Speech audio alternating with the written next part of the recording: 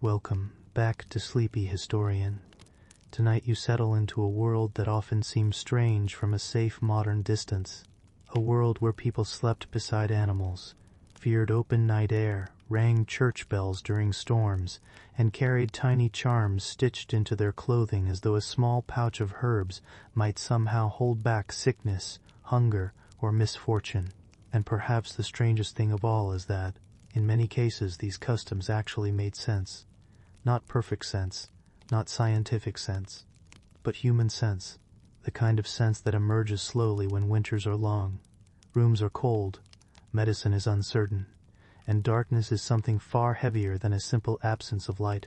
And as you listen tonight, you may begin to notice how quickly unusual habits stop feeling unusual once survival becomes difficult enough. So before we begin, take a moment to settle yourself wherever you are tonight. Allow your breathing to slow. Let the room around you become quieter in your attention.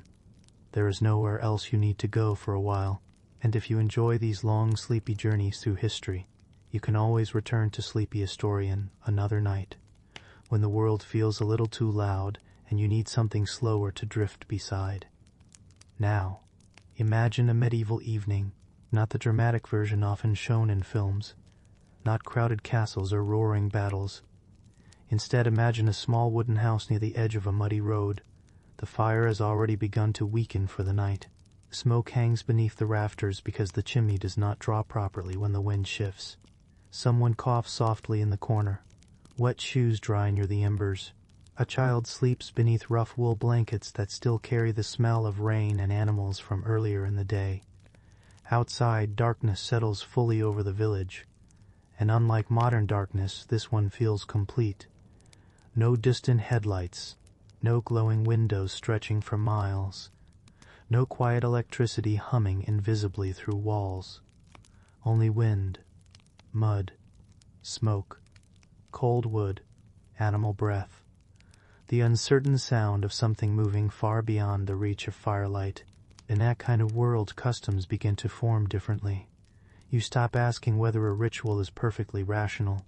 You ask whether it helps people sleep, whether it makes fear feel manageable, whether it reduces uncertainty enough to continue through another winter. Many medieval customs were not created because people were foolish. They emerged because daily life pressed constantly against the limits of comfort, warmth, health, and predictability. And once you begin to understand those pressures, the old habits stop appearing ridiculous quite so quickly. The medieval world was deeply physical. Cold mattered. Dampness mattered. The direction of smoke mattered. The condition of bread mattered. The smell of standing water mattered. A weak harvest could follow you for months. A fever could quietly remove someone from daily life in less than a week. A storm at the wrong time might destroy food stores that took an entire season to gather. People lived close to consequences, closer than most modern people ever experience, and because life was uncertain, repetition became comforting. Customs provided shape to time, a bell ringing at evening, a prayer repeated before sleep, a procession through familiar streets, the covering of fires before night, the carrying of herbs inside clothing.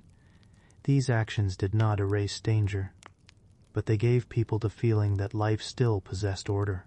And order is calming, especially when so much else feels unstable. You begin to notice this everywhere in medieval life. A family sleeping close together does not necessarily represent affection alone. Sometimes it simply means survival through shared warmth. Avoiding frequent bathing may sound unpleasant now, but heating water required labor, fuel, and time, and many people genuinely feared that opening the pores too widely in cold seasons allowed sickness to enter the body. Even the ringing of church bells during storms carried emotional logic. The sound stretched across fields and darkness, reminding frightened villagers that they were still connected to one another while thunder rolled overhead. The medieval world depended heavily on shared belief, because shared belief reduced panic. That is something humans have always done, even now. Only the rituals have changed, and tonight, as you move slowly through these old customs, you may notice something unexpected happening. The medieval world begins feeling less distant. Not because it becomes comfortable, but because its people start becoming understandable. You understand why a tired traveler would touch a small charm hidden beneath a coat before entering unfamiliar woods. You understand why villagers gather together during storms instead of remaining alone. You understand why routines repeated endlessly through seasons that often felt difficult, dark, wet, and cold. Most people did not expect life to become easier. They hoped instead for steadiness, a stable fire, a predictable harvest, a body that survived winter, children who reached adulthood, dry shoes, warm soup, a night without alarming sounds outside the walls. And when you lower modern expectations for comfort, many old customs begin to appear less strange than practical. There is another reason these habits develop so deeply. Medieval life moved slowly, not emotionally slow, physically slow. Travel was slow. News was slow. Recovery from illness was slow. Winter itself seemed slow. Without constant stimulation, people noticed repetition more intensely. Small routines became landmarks inside long stretches of sameness. Morning prayers, midday bells, seasonal fasts, shared meals, fire tending, mending clothing, watching weather, waiting for light, waiting for light, waiting for warmth, waiting for spring. Time often felt circular instead of progressive. And perhaps that is one reason medieval customs can seem so hypnotic to examine now. They emerged from lives governed not by speed, but by endurance, the ability to continue, quietly, without certainty, without immediate solutions, without modern rescue from discomfort. You can almost feel this endurance in the buildings they left behind. Stone churches worn smooth by generations of hands, narrow roads cut deeply into earth from centuries of footsteps, timber houses darkened by smoke and winter fires, objects repaired again and again because replacing them was impossible. The modern world trains people to remove inconvenience quickly. The medieval world trained people to adapt to it, and adaptation creates habits that, from far away, look peculiar. Tonight you will walk slowly through many of those habits. You will sit beside smoky hearths where families slept half upright through winter nights. You will stand beneath church bells echoing through storms. You will move through crowded homes where warmth mattered more than privacy. You will watch villagers repeat rituals that comforted them against disease, uncertainty, and darkness. And gradually these customs will stop feeling bizarre. Instead, they will begin feeling like what they truly were. Small human solutions to difficult conditions, not perfect solutions, but survivable ones. And perhaps that is enough. For now the fire burns low. The village grows quieter. Wind presses softly against wooden shutters. Somewhere beyond the fields, a dog barks once, then falls silent again. Inside, people prepare carefully for another long night in a world without guarantees, and you are about to join them. By the time evening settled fully across a medieval village, most people had already begun preparing themselves mentally for discomfort. Not catastrophe, not drama. Just discomfort so ordinary that it no longer surprised anyone. The fire would weaken eventually. The room would cool. Smoke would thicken beneath the rafters. Someone might cough through the night. A draft would slip through gaps in wood or stone, no matter how carefully cloth had been stuffed into them earlier that afternoon. And sleep itself was not always trusted. To modern people, sleep often feels private and soft. A mattress, darkness, silence, predictable warmth. But medieval sleep could feel uncertain, sometimes cold, sometimes crowded, sometimes faintly dangerous, especially at night when the body seemed more vulnerable to forces people did not fully understand. You must remember that medieval medicine was shaped heavily by the idea that the human body existed in delicate balance with the surrounding environment. Air mattered enormously. Moisture mattered. Heat mattered. The changing seasons mattered. People believed illness could drift invisibly through the atmosphere itself. Bad air, corrupted air, night air. The very phrase carried weight, and in many ways their fears were not entirely irrational. Medieval homes often trapped smoke, mold, dampness, fleas, animal odors, and human breath inside enclosed spaces with poor ventilation. Respiratory illness was common. So was fever. people noticed patterns, even if they misunderstood causes. Someone slept near a cold draft and later became sick. Someone walked through damp night fog and developed a cough days afterward. Someone rested too close to stagnant air and never fully recovered. Without modern germ theory, these events encouraged the belief that air itself carried sickness, and because of this, sleeping completely flat sometimes felt dangerous to certain people, especially the elderly or ill. You can imagine the room now. A narrow sleeping space beneath low wooden beams, blackened by years of smoke, a mattress stuffed with straw or wool, thick blankets carrying the lingering scent of damp weather, the faint glow of dying embers barely outlining shapes in the darkness. The room is not silent. Wood settles slowly as temperatures drop. Someone breathes heavily nearby. A child shifts beneath blankets. Outside, wind presses softly against shutters, and in the corner, an older family member sleeps slightly upright, propped against cloth bundles or rough cushions. Part habit, part comfort, part belief. Remaining elevated was thought by some to help breathing, circulation, or digestion. Lying too flat could feel dangerous, especially after illness or heavy meals. Even among wealthier households centuries later, portraits often show people reclining at partial angles instead of fully horizontal positions. To modern eyes it appears uncomfortable, and perhaps it was, but medieval people evaluated comfort differently. Warmth often mattered more than softness. Safety mattered more than ideal posture.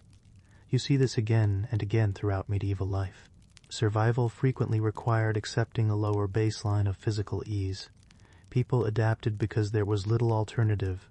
At night, homes became enclosed worlds, doors shut tightly, shutters fastened. Animals occasionally sheltered nearby or even inside poorer homes during severe winters. Their warmth mattered. Their survival mattered too. Losing livestock could threaten an entire household's future food supply, so the air indoors became thick. Smoke from peat or wood fires lingered low when chimneys functioned poorly. Soot gathered slowly across walls and ceilings. Many people probably spent years breathing air that modern lungs would find exhausting within hours. And yet, strangely, smoke itself sometimes felt protective. It preserved meat, drove away insects, dried damp interiors, reduced some foul odors. Once again, medieval logic formed through observation inside difficult conditions. You begin to understand why people feared fresh cold air entering suddenly at night. Warmth was fragile. A single open shutter could change the room entirely. The fire would already be fading because fuel had to be conserved carefully. Firewood demanded labor. Peat demanded labor. Everything involving warmth demanded labor. Even maintaining acceptable heat through one winter required enormous planning. And winter nights stretched endlessly. Modern people often underestimate how long darkness once felt. Without electric light, evenings narrowed human activity dramatically. After sunset, most households moved slowly towards stillness. Candles were expensive. Oil lamps required fuel. Firelight only reached so far, so people settled into darkness gradually. Conversations softened. Hands stopped working. Bodies drew closer together. The room became quieter except for breathing, coughing, shifting blankets, crackling embers. Then eventually only sleep remained, though even sleep itself did not always happen in one continuous stretch. Many medieval people practiced what historians sometimes call segmented sleep. They slept for several hours, woke during the deep night, then slept again later. This was not considered unusual. In fact, waking temporarily between sleep periods could feel natural. Some people prayed, some checked fires, some spoke quietly, others simply sat in darkness listening to wind or distant sounds beyond the house. Night possessed texture. It was not something passed through unconsciously, and because darkness felt physically real, medieval customs surrounding sleep became deeply ritualized. People crossed themselves before bed. Prayers were repeated carefully. Protective objects rested nearby. Beds themselves sometimes carried symbolic meaning. Curtains around wealthier beds helped preserve heat while also creating psychological shelter inside large drafty rooms. Even posture mattered. The body was thought to interact constantly with invisible environmental forces. You can almost feel the slow caution surrounding nighttime. Blankets adjusted carefully, shoes positioned nearby, embers checked once more, a final glance toward shutters, then gradual stillness. Outside, the world beyond firelight became unknowable. Roads disappeared into darkness. Fields vanished completely. Rain could arrive unheard until morning, and because travel after sunset was genuinely dangerous, villages became isolated islands of dim warmth surrounded by uncertainty. This isolation shaped the emotional atmosphere of medieval nights. People depended heavily on one another simply to feel secure. Very few individuals slept entirely alone unless forced to. Privacy in the modern sense barely existed for most people, and although that may sound exhausting now, companionship itself functioned as protection. Shared breathing, shared warmth, shared awareness. Even the sound of another person nearby could calm fear during storms or illness. Sometimes several generations occupied one room together through winter. You can picture them now beneath layered blankets. An elderly grandparent half reclining against bundled cloth. Children sleeping sideways near the hearth. Parents positioned near the outer edges where cold drafts crept inward first. Everyone adjusting constantly through the night without fully waking. The fire shrinking lower. The room cooling by degrees. Smoke settling heavier overhead. Morning still far away. And through all this discomfort, customs developed quietly, not through formal instruction, but through repetition, through survival, through countless nights when people simply tried to remain warm enough, healthy enough, and rested enough to continue. That is what many medieval customs truly were. Accumulated adaptations, some mistaken, some practical, most deeply human. You begin to understand why strange sleeping positions survived for generations. They emerged from bodies trying carefully to negotiate cold, smoke, illness, digestion, aging, and fear, inside long nights that modern life has almost entirely erased from memory. And perhaps the greatest difference between then and now is this. Modern people expect sleep to restore comfort. Medieval people often expected sleep merely to help them endure another day. The fire dims lower still. Someone coughs softly in darkness. Outside, frost gathers silently along the edges of wooden shutters. And inside the crowded room, bodies remain close together against the slow, steady cold. If you carried modern expectations into the medieval world, one of the first things you would notice is how differently people thought about cleanliness. Not because they ignored it, and not because they simply preferred filth, but because cleanliness itself meant something different when heat was scarce, illness poorly understood, and surviving winter required constant negotiation with coal. To modern people, bathing feels connected almost automatically with health. Warm water suggests comfort, freshness, restoration. But medieval people often approached bathing with caution, especially during colder seasons. You must imagine the practical reality first. Hot water did not appear by turning a handle. Every bucket required labor. Water had to be carried from wells, rivers, or communal sources.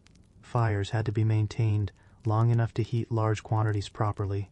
Fuel had to be spent carefully because winter reserves were precious. And after all that effort, the warmth disappeared quickly once the fire weakened. Even washing a single person thoroughly could consume resources many households preferred to save, particularly among poorer communities. And yet the deeper reason for avoiding frequent bathing was not laziness. It was vulnerability.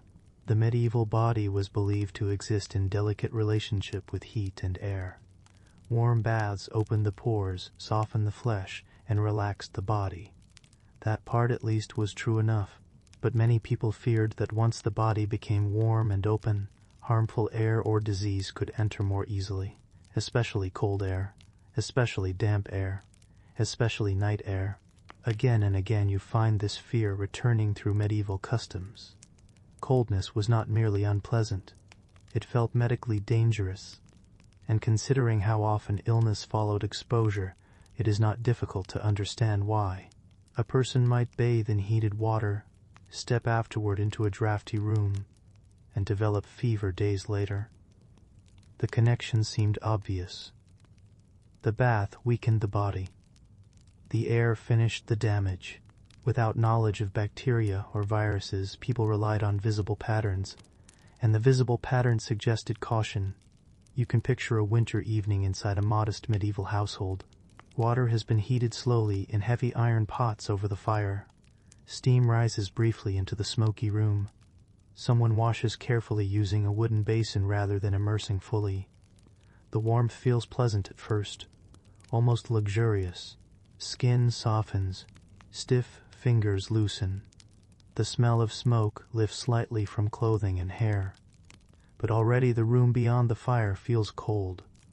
The moment the washing stops, chill returns quickly. Damp skin meets winter air.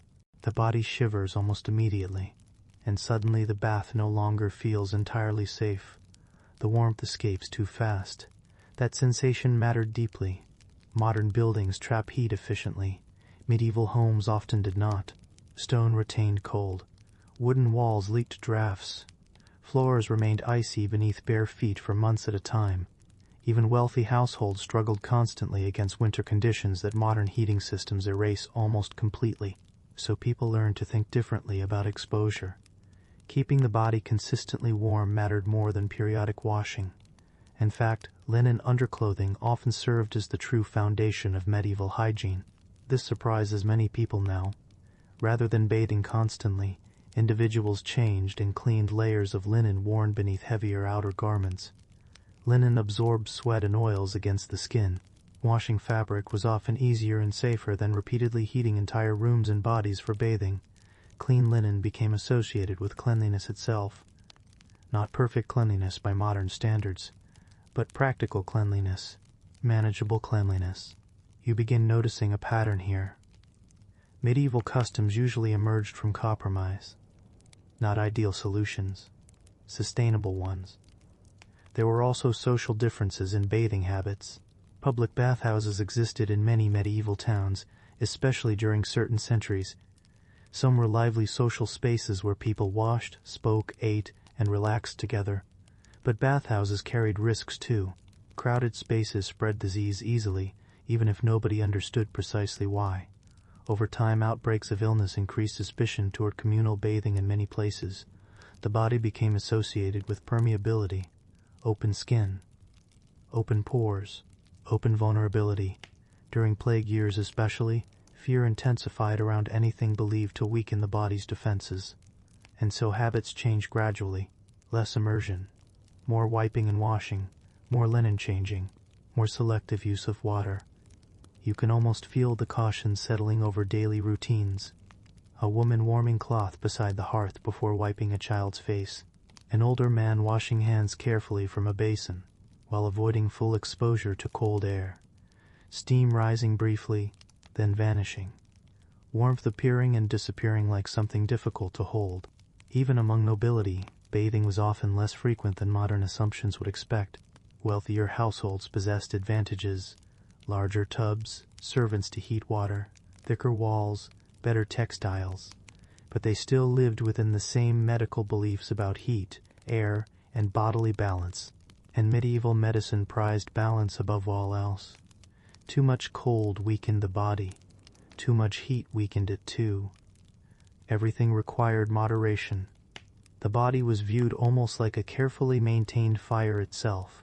It needed proper nourishment, controlled warmth, steady digestion, balanced fluids, and protection from environmental extremes.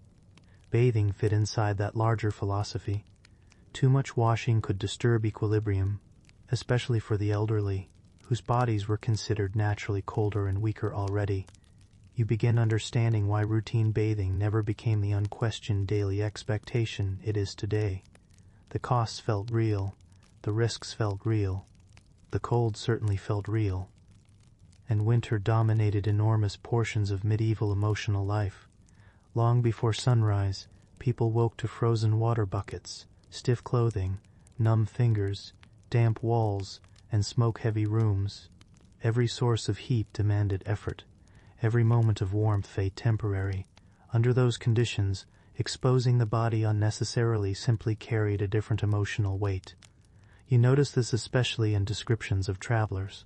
After long journeys through rain, mud, and wind, travelers often focused first on dry clothing, hot food, and fire, not bathing.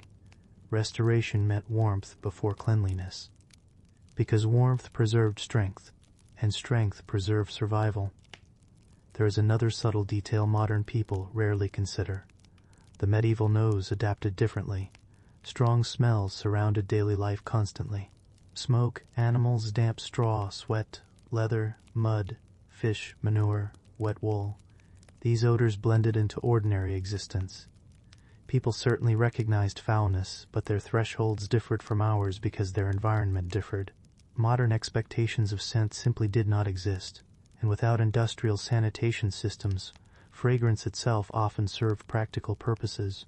Herbs were carried or scattered indoors, not merely for pleasure, but to soften unpleasant air and perhaps ward away sickness. Again, air remained central. Everything returned eventually to air, warmth, moisture, and balance. You can imagine now a cold morning after limited washing, a clean linen shift beneath heavier garments, hands warmed slowly near embers, steam gone already from the basin, outside frost still covering the fields, the body preserved carefully against the season rather than open fully to it, and suddenly medieval caution around bathing stops appearing entirely irrational, not modern, not hygienic by current standards, but understandable. The body was fragile, heat was precious, illness was mysterious, and people shaped their customs accordingly. The fire crackles softly, water cools inside the wooden basin. Somewhere outside, winter wind drifts through bare branches in the darkness, and inside the dim room, warmth is guarded carefully for another long night. By modern standards, medieval privacy would have felt almost impossible to endure. Not occasionally absent, almost entirely absent.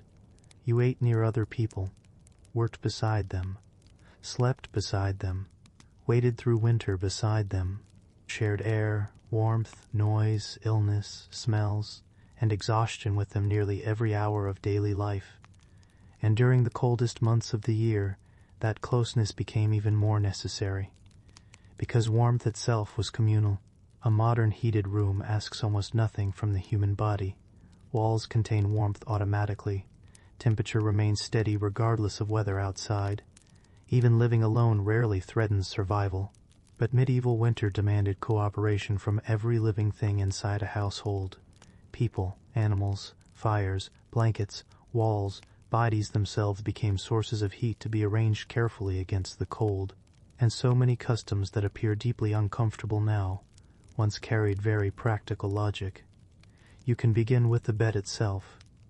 For poorer households, beds were rarely private objects. A single sleeping platform might hold several people at once. Children slept beside parents, servants beside laborers, travelers beside strangers at inns. In crowded homes, entire families shared warmth beneath layered coverings stuffed with straw, wool, feathers, or rough cloth. Personal space existed differently, not because people lacked emotional boundaries, but because survival reduced the possibility of physical separation. During severe winters, cold entered buildings constantly, through roof gaps, beneath doors, between warped wooden boards, along stone floors that held dampness for weeks. Even large fires struggled against deep seasonal cold once night settled fully. So bodies gathered close together almost automatically. You can imagine entering such a room now. The air smells faintly of smoke, damp wool, old straw, and animal breath. The hearth glows weakly along one side of the room. Shadows move softly against rough wooden walls. Blankets overlap in uneven layers across sleeping figures already settling into stillness. Somebody coughs. Someone else shifts heavily against packed straw bedding. Near the doorway, boots dry beside embers, and in the darker section of the room, behind a crude divider or low wooden barrier, a small animal stirs quietly. Perhaps a goat, perhaps chickens, sometimes even a cow during severe weather.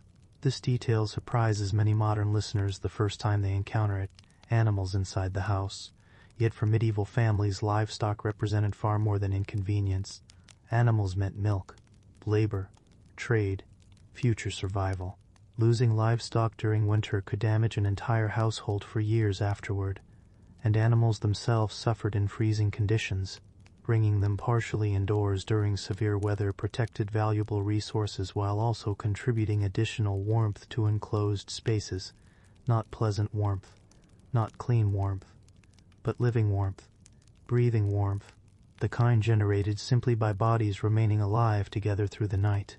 You begin noticing how medieval people thought differently about comfort because they lived much closer to necessity.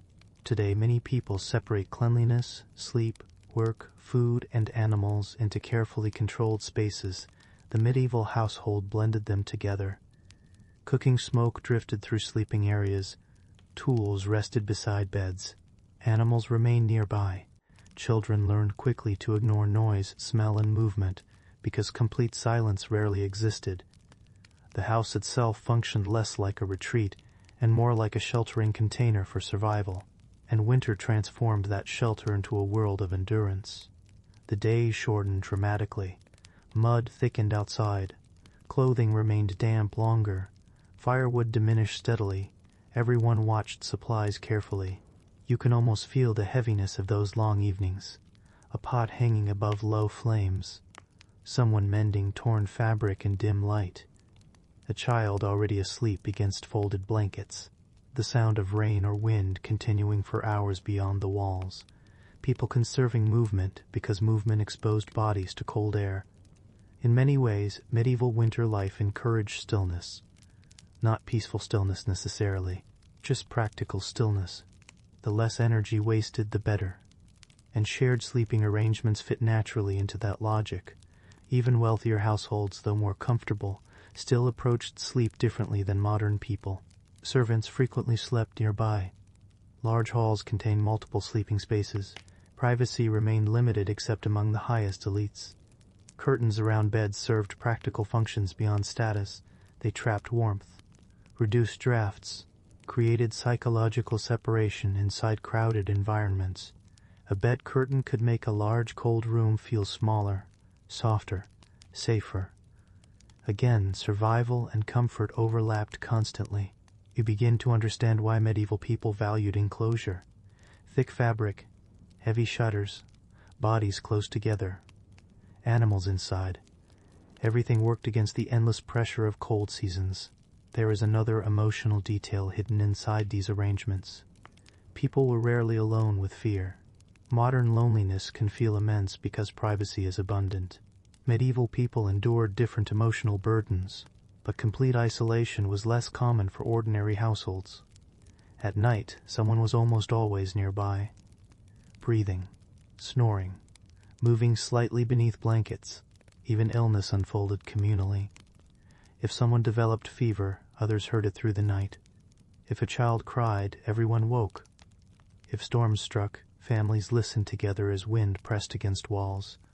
Shared discomfort became normal, and perhaps that is one reason many medieval customs appear strangely collective to modern eyes. Survival itself was collective. You depended on others constantly, for labor, for food, for warmth, for protection, for news, for reassurance during difficult seasons. Even sleep reflected this dependence. You can picture now the slow rhythm of a winter night inside one of these homes.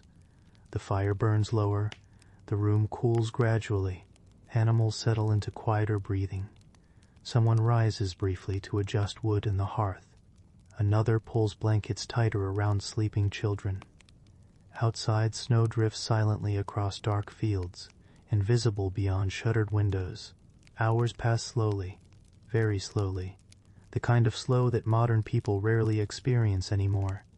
No screens, no electric light, no constant interruption. Only darkness stretching forward one breath at a time.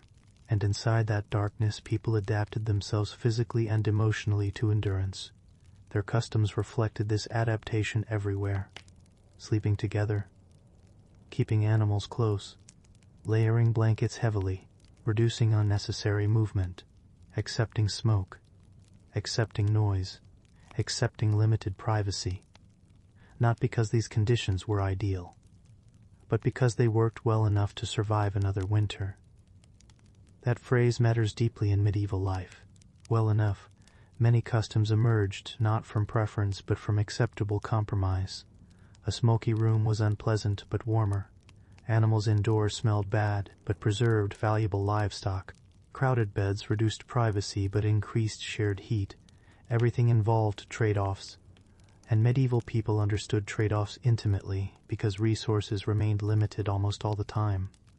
Fuel, light, food, dry fabric, warm space, even sleep itself. Nothing could be wasted carelessly.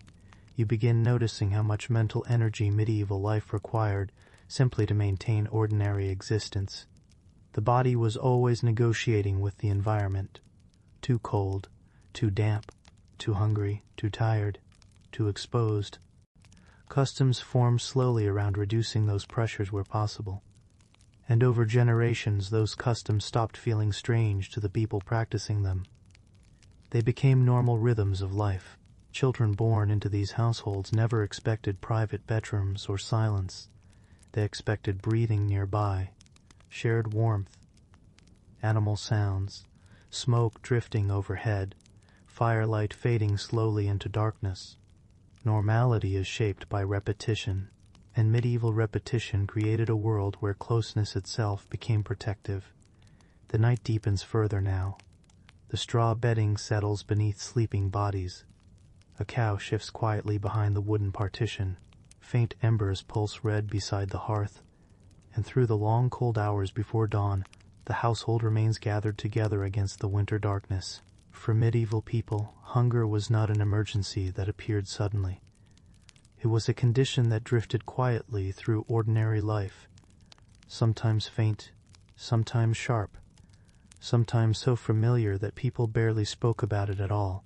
And because food remained uncertain for much of the population, customs surrounding eating became deeply structured by religion, season, labor, and survival. One of the strangest customs to modern eyes was the requirement, in many Christian regions, to avoid meat on specific days and eat fish instead. At first this sounds inconvenient, even irrational, especially when many people already struggled to obtain enough food. Why impose restrictions during difficult lives? But medieval fasting customs carried layers of meaning far beyond simple religious obedience. They shaped economies, organized time, created predictable routines, and perhaps most importantly, they helped transform hunger into something meaningful rather than merely frightening. You can imagine a medieval morning during a fasting season. The sky remains gray long after sunrise. The air smells of damp earth and smoke. In a small kitchen, someone cuts dark bread beside a weak fire, while salted fish waits nearby on a rough wooden table.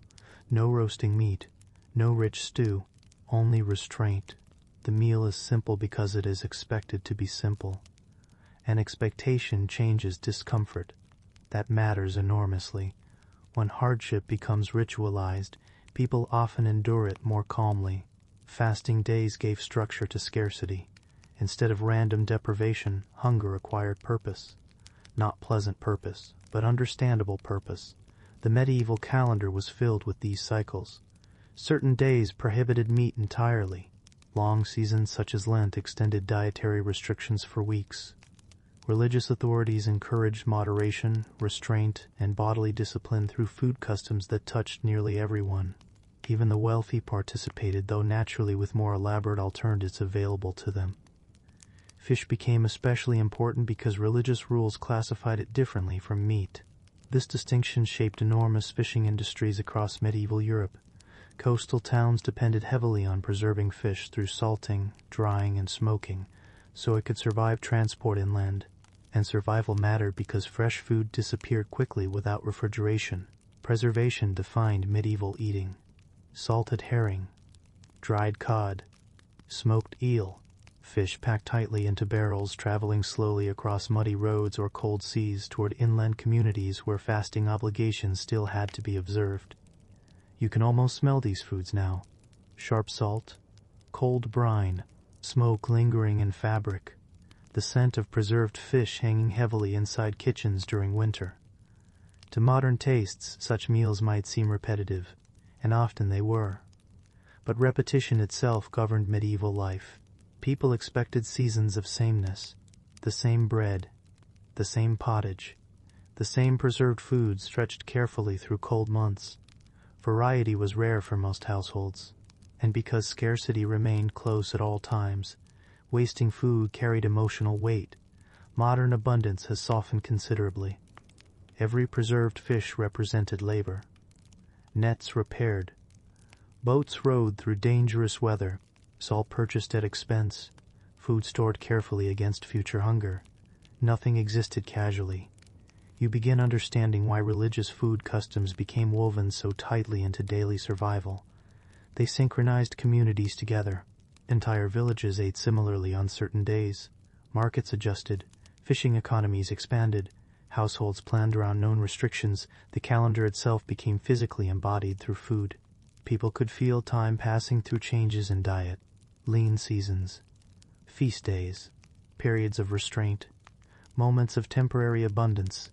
Even psychologically, fasting customs may have helped people endure scarcity more effectively. When everyone around you follows the same restrictions, deprivation feels shared rather than isolating. Shared hardship becomes easier to normalize.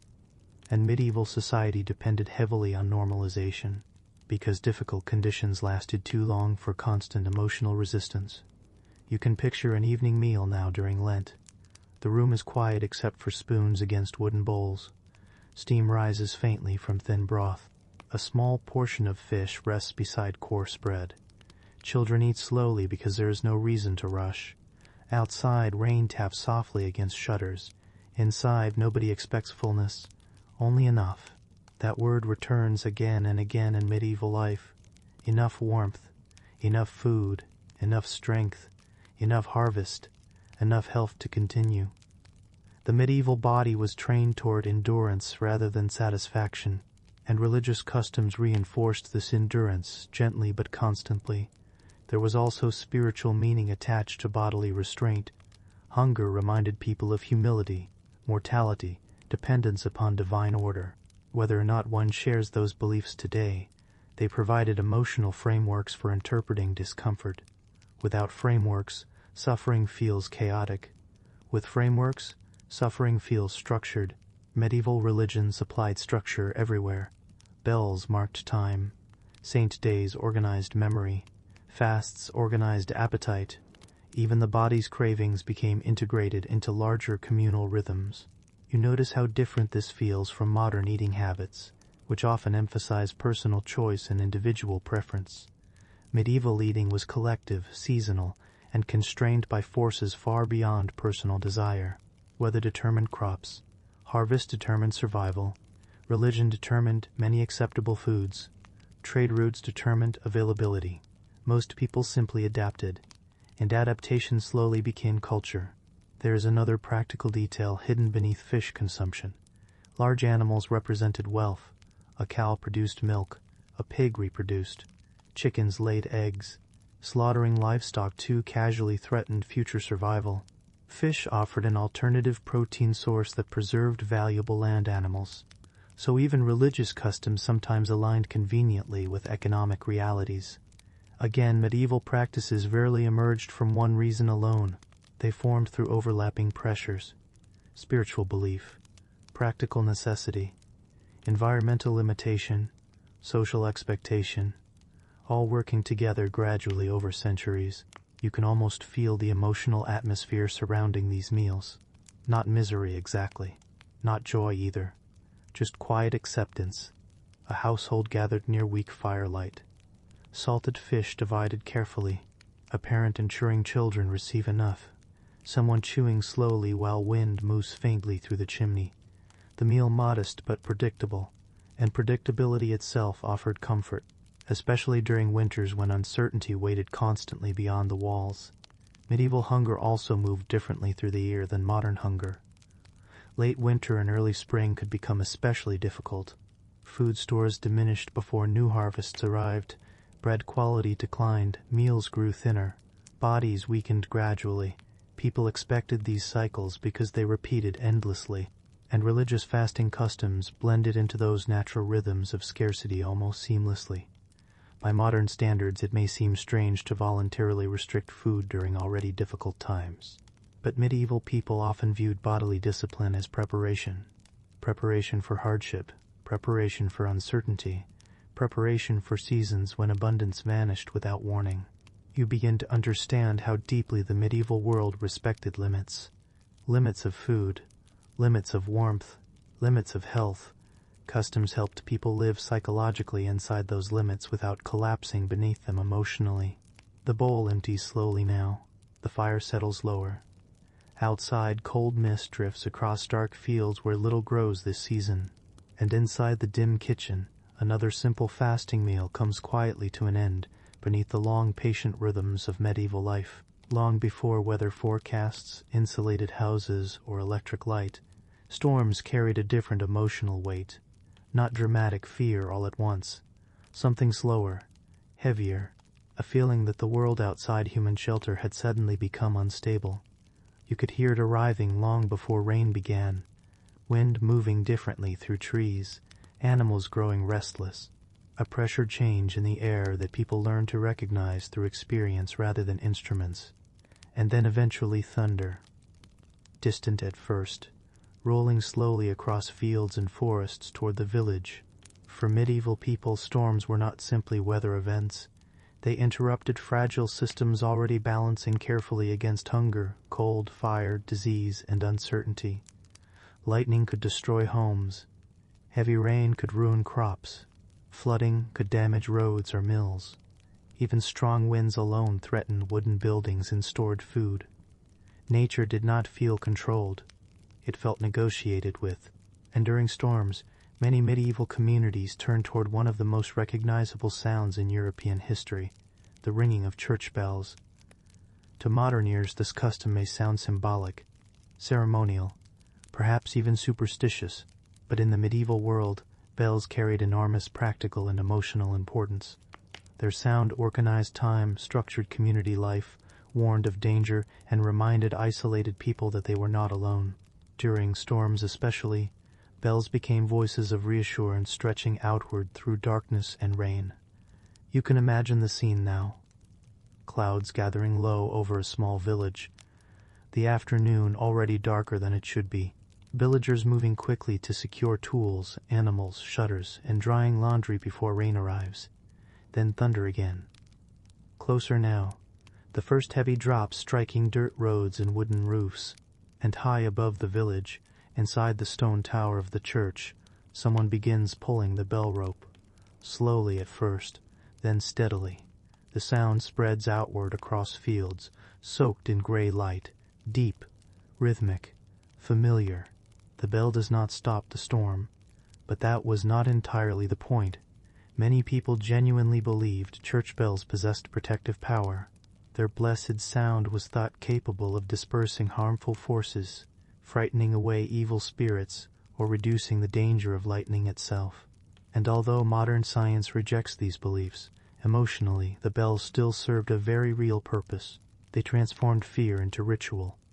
Instead of waiting silently through uncertainty, the community acted. The bell acknowledged danger openly. That mattered. Humans endure uncertainty more calmly when responses feel organized. Even symbolic responses. Especially symbolic responses. You notice this pattern constantly in medieval customs. Ritual often functioned as emotional structure during situations nobody could fully control. Storms were one of those situations. The medieval world remained vulnerable to weather in ways difficult for modern societies to fully imagine. A poor harvest caused by excessive rain or hail might shape an entire year afterward. Crops represented survival stored temporarily in fields. So storms carried economic anxiety as well as physical danger. You can picture villagers listening carefully as thunder moves overhead. Inside cottages, fires burn lower to avoid accidents. Shutters close tightly against rain. Water drips steadily from cloaks hung near the entrance. Children remain unusually quiet, listening to the bell between each roll of thunder. The sound becomes strangely comforting, predictable amid chaos.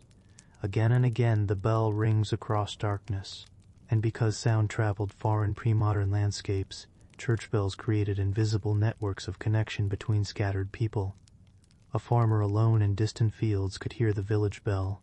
A traveler caught on muddy roads could hear it. Families isolated inside storm-darkened homes could hear it. The bell reminded everyone that the community still existed beyond the rain. That emotional reassurance mattered profoundly in societies where isolation could become physically dangerous very quickly. There is another reason bells held such power. Medieval life was intensely auditory. Modern people live surrounded by constant visual stimulation. Screens, lights, signs, movement everywhere. The medieval world often relied more heavily on sound. Bells marked work hours, prayer times, emergencies, deaths, celebrations, curfews. The soundscape of daily life revolved around recognizable signals moving through open air. Most people could not read written announcements, but everyone understood bells. You begin realizing how deeply those sounds structured emotional experience. Morning bells signaled safety and routine. Funeral bells signaled mourning. Storm bells signaled collective endurance. Each carried meaning directly into the body through repetition. And repetition creates calm. Even now, imagine yourself standing inside the bell tower during a storm. The stone stairs are damp beneath your feet. Rain strikes narrow openings high above the village. The bell swings slowly overhead with immense physical force. Each vibration moves through the wooden beams and into your chest. Outside, lightning flashes briefly over dark fields, then darkness again, then thunder, then the bell. The sequence repeats, steady, measured, human, against weather that feels vast and unpredictable.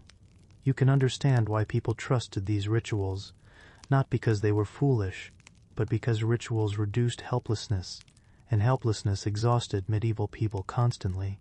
There were too many things beyond control: disease, harvests, winter, floods, fire. So customs developed wherever control could be symbolically restored, even partial control, even imagined control. Churches themselves often functioned as emotional anchors during storms. Stone buildings appeared sturdy compared to wooden homes. Bells emerged from elevated towers visible across landscapes. Religious rituals provided explanations for frightening natural events that otherwise felt random and terrifying. A storm could become not merely weather but part of a meaningful cosmic order. Meaning softened fear. You notice too how communal these experiences were.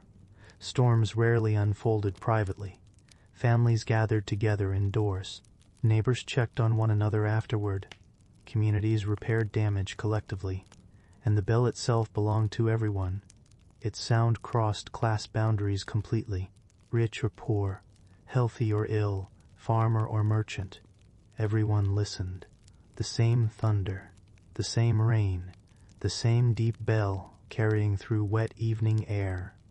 There is something profoundly human about that shared listening. You can almost hear it now. The slow iron voice echoing outward through mist and darkness. Dogs barking briefly after each strike. Rainwater running through muddy streets. A mother pulling blankets tighter around sleeping children while counting seconds between thunder. The storm passing not dramatically but gradually over long hours. And through it all the bell continues. Sometimes slower, sometimes softer as wind changes direction, but always returning. A reminder that rituals endure even when certainty disappears. Eventually the thunder grows more distant. Rain weakens. The village settles into exhausted quiet. People emerge cautiously from homes to inspect roofs, animals, fences, fields. The bell falls silent at last, but its emotional work remains. The community endured together. That mattered more than whether the bells truly changed the storm itself. In medieval life, customs often succeeded because they reduced fear enough for people to continue functioning. And continuation was everything. The clouds drift slowly eastward now, beyond the dark horizon. Rainwater drips steadily from rooftops into muddy streets. Inside the quiet bell tower, the great bronze bell hangs motionless once again above the sleeping village. In the medieval world, certainty was rare, not absent entirely, but fragile. Fragile like a weak roof in winter wind. fragile like a harvest waiting beneath darkening skies, fragile like a fever that seemed small one morning and serious by the next. And when uncertainty surrounds ordinary life, people often begin carrying reassurance close to the body, something familiar, something protective, something small enough to touch when the road feels lonely, the weather uncertain, or sleep difficult to trust. For medieval people, these objects appeared everywhere. Tiny charms, herbs sewn quietly into clothing, saints' relics wrapped carefully in cloth, coins marked with symbols, wooden crosses worn smooth by fingers, leather pouches hanging invisibly beneath garments. At first glance, such habits may seem deeply superstitious. A small object cannot stop illness. A pouch cannot redirect misfortune. A carved symbol cannot guarantee safe travel. But once again, medieval customs become easier to understand when viewed through emotional experience, rather than scientific accuracy. Because these objects offered something very real: steadiness. You can imagine a traveler preparing for a journey before sunrise. The house remains cold. Embers glow faintly from the previous night. Boots stiffened by damp weather wait near the door. A heavy cloak smells faintly of smoke and rain. Outside, darkness still covers the road. Travel itself feels uncertain. Roads flood. Bridges fail. Illness spreads unexpectedly. Bandits sometimes appear. Horses stumble. Weather shifts. Distance stretches farther than expected. And before stepping outside, the traveler pauses briefly. A hand disappears beneath layers of wool. Fingers touch something small, perhaps a relic pouch, perhaps dried herbs wrapped in cloth, perhaps a tiny carved saint resting against the chest. Only for a moment, then the hand withdraws. The journey begins. That gesture matters, not because the object alters reality, because it alters feeling. Medieval people lived close to forces they could not predict, and protective objects helped reduce the emotional weight of uncertainty.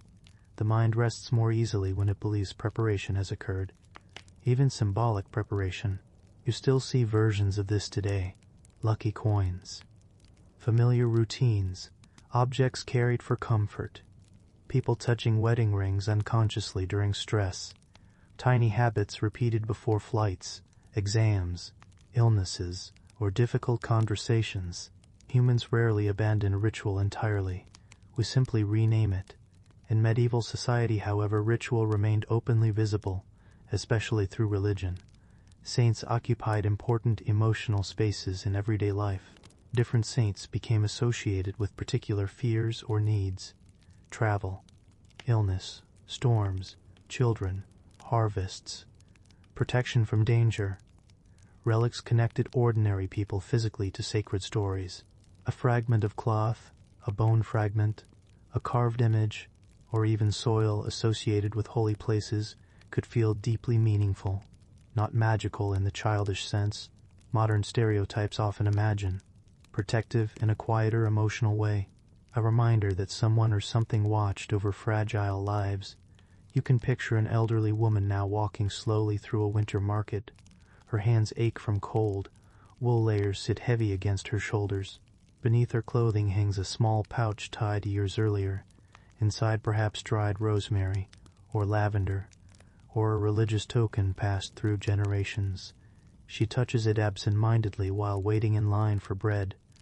Not dramatically, just habitually, a gesture repeated so often it barely requires thought, repetition again, always repetition.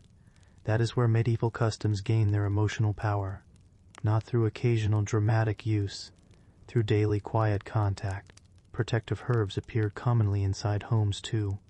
Lavender, rosemary, rue, juniper, and other plants might be burned, carried, hung near beds, or placed near doors, partly for scent, partly for medicine, partly for symbolic defense. Remember how strongly medieval people believed in harmful air. Bad smells often suggested sickness, corruption, decay. Sweet-smelling herbs therefore carried emotional associations with safety and cleanliness. Even if medically limited, they changed how spaces felt. And feeling safer matters, especially when disease remains poorly understood. Imagine a small sleeping room during winter illness. The air feels stale from too many bodies breathing near one another. Smoke lingers beneath low rafters. Someone sleeps restlessly beneath blankets near the hearth. Nearby hangs a bundle of herbs, its scent faint but familiar, perhaps comforting, perhaps hopeful. At minimum, something known inside uncertainty. You begin understanding why protective objects multiplied during medieval life. Risk surrounded ordinary existence constantly. Pregnancy risk, travel risk, harvest risk, illness risk, winter risk. Even simple injuries sometimes became life-changing without warning. So people carried reassurance where they could find it, and reassurance often became material, wearable, touchable, portable. There is something profoundly human in this. A child frightened during storms grips a carved charm. A sailor kisses a token before departure. A laborer whispers brief prayers while touching a worn relic hidden beneath clothing. The object becomes a companion of sorts, silent, predictable, familiar, especially during loneliness. And loneliness did exist in medieval life, though differently than now. Travelers spent long hours on dangerous roads. Shepherds worked isolated hillsides. Night guards stood alone through freezing darkness. Illness separated people emotionally, even inside crowded homes. Tiny objects helped create continuity, a reminder of family, faith, routine, home. You may notice something else too. These customs rarely demanded certainty. People did not necessarily expect miracles every day. Instead, rituals softened anxiety. A traveler might still fear storms. A parent might still fear illness. But fear became more manageable when paired with action. Touch the charm. Say the prayer. Carry the herb. Repeat the gesture. Humans calm themselves through repeated structure. The medieval world simply acknowledged this openly. Even marketplaces reflected it. Pilgrims purchased tokens from shrines. Craftspeople carved religious symbols into wood or bone. Small objects traveled enormous distances because emotional reassurance itself held value. Protection became something people could carry, something that rested quietly against skin, something present during sleepless nights and uncertain mornings. You can almost feel one of these objects now, smooth from years of touch, warm from body heat, edges worn soft by repetition, held briefly while standing beneath threatening skies or entering dark, unfamiliar roads. The object does not promise certainty, only companionship, only steadiness, only a small gesture against overwhelming unpredictability. And sometimes, for medieval people, that was enough. The road darkens gradually beneath evening clouds. A traveler walks carefully through wet mud between distant villages. One hand rests briefly against a hidden pouch beneath heavy clothing. Wind moves softly through bare branches overhead, and somewhere far ahead, faint light waits beyond the darkness. The modern night is strangely active. Lights remain on long after midnight. Roads continue humming softly with movement. Stores glow beneath electric signs. Screens flicker in dark rooms while entire cities stay awake almost without interruption. But medieval nights belong to darkness, real darkness, the kind that narrowed the world, the kind that changed human behavior completely. And because night carried genuine danger, medieval communities developed customs designed not merely to organize society, but to survive it. One of the most important was the evening bell, the curfew bell. Today, the word curfew often suggests rules imposed during emergencies or social unrest, but its medieval meaning was far more practical. The term itself emerged from the idea of covering fires at night. Cover the fire, protect the town, reduce the risk, because in medieval settlements fire was always waiting beneath cooking flames, inside candles, inside workshops, inside crowded wooden neighborhoods built close together where a single spark could quietly become catastrophe. You can imagine a medieval town as evening approaches. The last week sunlight fades behind rooftops, muddy streets grow quieter, shopkeepers finish small tasks before darkness deepens fully. Smoke rises from chimneys into cooling air, while distant animals settle for the night. Then the bell begins, Slow, deep, measured, its sound moves outward across the town like a signal carried through stone and mist, and almost immediately routines begin changing. Doors close, shutters fasten, lanterns dim, fires are checked carefully. The entire community shifts gradually towards stillness. This was not merely obedience, it was collective risk management. Medieval towns burned often, terribly often. Buildings stood close together. Roofs were commonly made from flammable materials. Open flames remained essential for cooking, heating, light, and labor. Once fire spread beyond control, entire neighborhoods could disappear before dawn, and without organized modern firefighting systems, prevention mattered far more than response. So the evening bell became a shared reminder. Check your fire, reduce your light, prepare for night carefully. Again, what appears strange from a distance begins making practical sense up close. You can picture a household responding to the bell now. A woman places a heavy cover over glowing embers. A man secures the shutters against cold wind. Children finish their final tasks quietly because everyone understands the rhythm already. Outside, footsteps diminish slowly along the street. The town exhales. The bell does not create silence instantly. Rather, it guides the community gradually into safer nighttime behavior. And medieval people depended heavily on these shared rhythms because coordination itself improved survival. You begin noticing how deeply communal medieval timekeeping really was. Modern people carry personal clocks everywhere. Time belongs privately to individuals now. But medieval time belonged publicly to the community. Bells organized daily existence. Morning bells, work bells, prayer bells, warning bells, curfew bells. The sound structure of the town synchronized human behavior across hundreds of lives simultaneously. Most people did not need precise minutes. They needed shared rhythm, and shared rhythm reduced uncertainty. That emotional effect mattered enormously. The bell told you where you stood inside the day. Morning had begun. Work had ended. Night approached. Danger increased.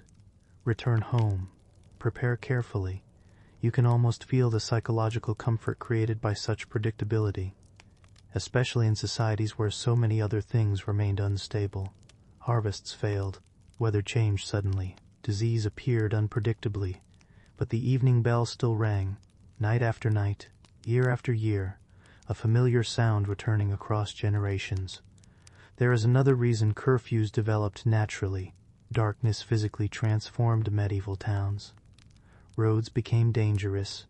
Mud concealed hazards. Unlit alleys invited theft or injury. Travel after dark slowed dramatically unless absolutely necessary. Even wealthy individuals moved cautiously at night because visibility itself collapsed once lantern light ended. Modern people often forget how dependent human confidence is upon artificial light. Remove it completely and behavior changes immediately. You walk slower, listen more carefully, stay closer to familiar places. The medieval night encouraged caution because caution preserved life. So curfews did not always feel oppressive in the modern sense.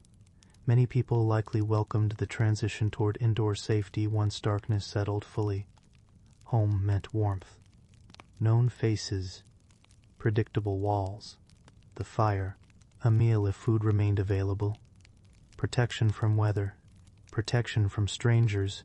You can imagine yourself walking through a medieval street just after curfew. The town already feels transformed. Most windows are dark now. Weak firelight glows faintly through shutter cracks. Rainwater gathers quietly along uneven road edges. Somewhere distant, a dog barks once before silence returns. Your footsteps sound louder than expected. The air grows colder. And because so few people remain outside, every movement feels noticeable.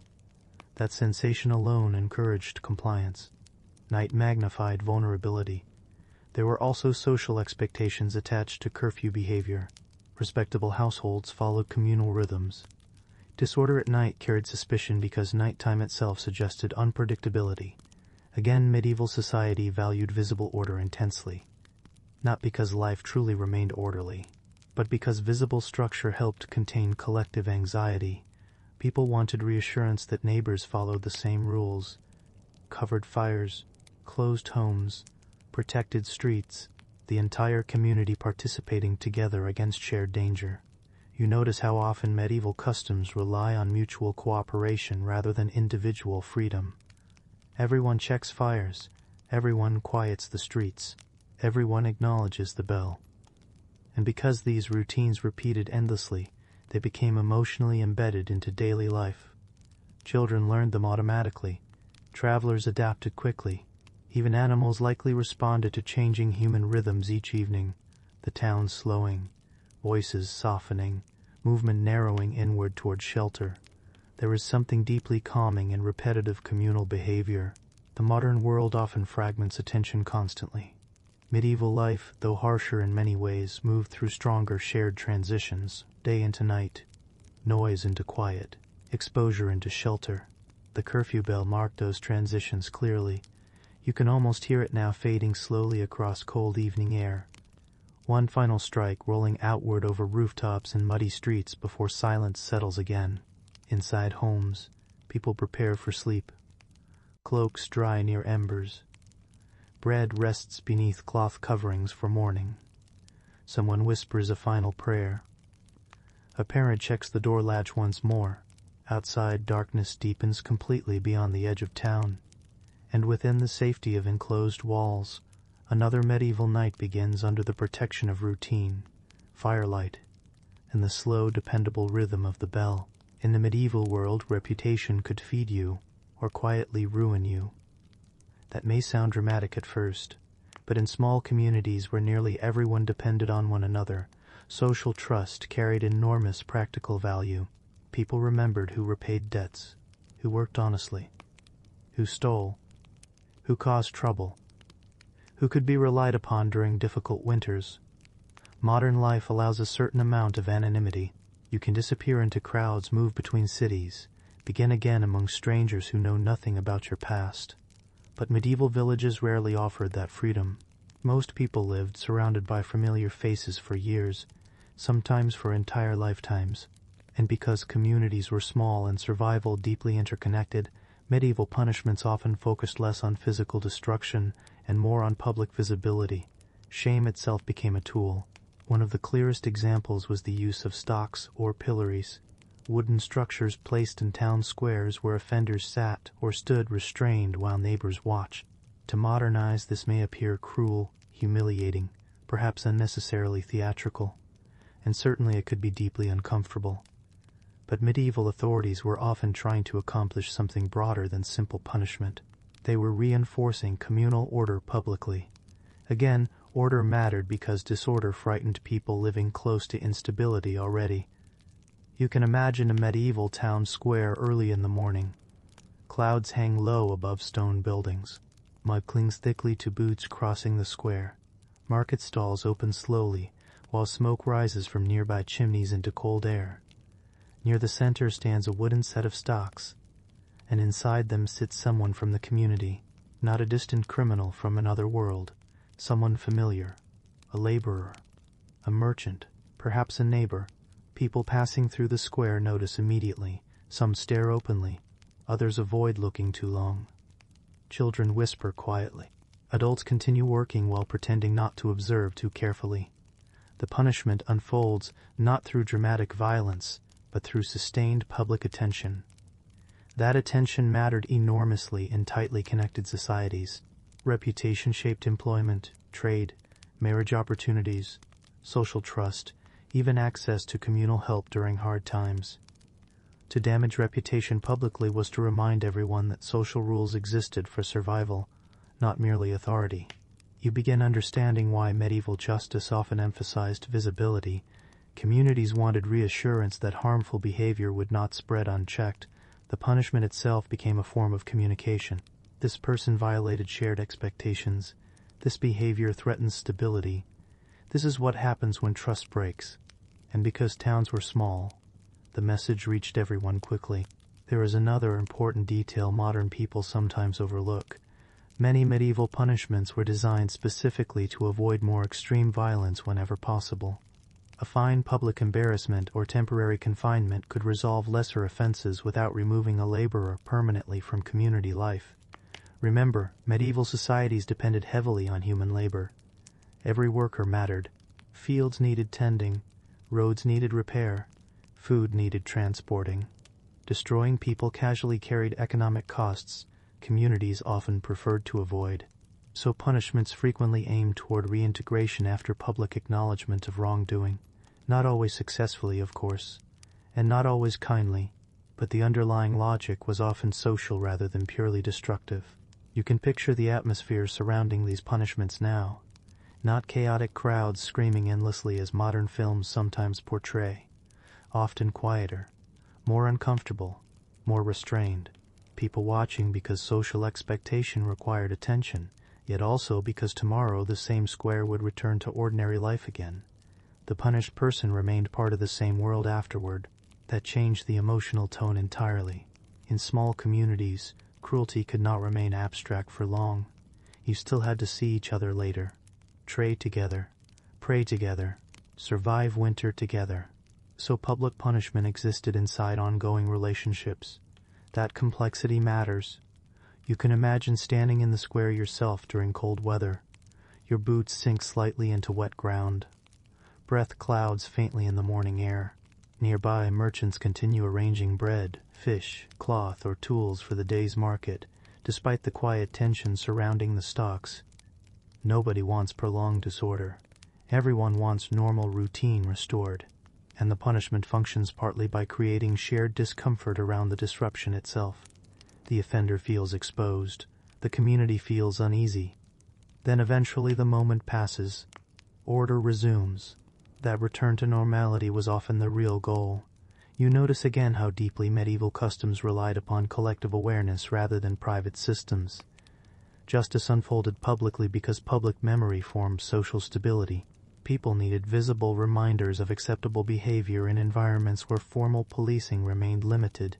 Communities largely regulated themselves through reputation, through gossip, through ritualized observation, through visible consequences.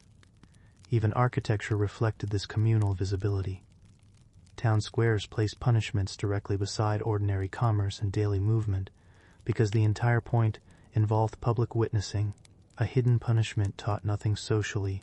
A visible one reinforced shared norms. There is something emotionally exhausting about living in such close social proximity all the time. Modern privacy offers relief from constant observation. Medieval people possessed less emotional distance from one another. Lives overlapped continuously. Your mistakes remained visible. Your habits became known. Your reputation traveled ahead of you. And yet this same closeness also created mutual dependence difficult to replicate today. Neighbors noticed illness quickly. Communities gathered during fires or storms. Food shortages became shared concerns. People survived partly because they remained deeply aware of one another. Punishments emerged from that same environment of interconnectedness. You can almost feel the slow passage of time in the square now. Clouds moving overhead, cold air settling into hands and feet. Someone in the stocks shifting uncomfortably against rough wood. A child asking quiet questions. An elderly villager pretending to study vegetables while listening carefully to nearby conversation. Nothing dramatic, just the heavy social pressure of collective attention. And perhaps that pressure worked precisely because medieval people valued belonging so intensely. Exclusion carried frightening consequences. Isolation could mean hunger, exposure, vulnerability, so maintaining trust mattered enormously. Public punishment reminded everyone how fragile social order could become if trust weakened too far. There were, of course, harsher punishments in medieval society too. But for many ordinary offenses, shame itself functioned as correction because communities remained small enough for shame to carry real practical force. Again, medieval customs make more sense when viewed through the conditions surrounding them. Limited institutions, strong communal dependence, persistent scarcity, constant need for cooperation.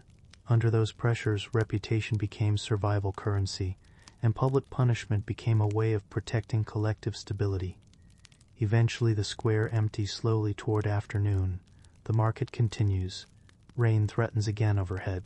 People return quietly to ordinary tasks. The punished individual will eventually leave the stocks and re-enter the same narrow streets, the same winter air, the same familiar faces, because medieval life rarely allowed clean separation between justice and daily survival. Everything remained shared, even shame. In the modern world, people often move quickly past one another without speaking. A crowded street can still feel emotionally separate. But medieval life unfolded differently.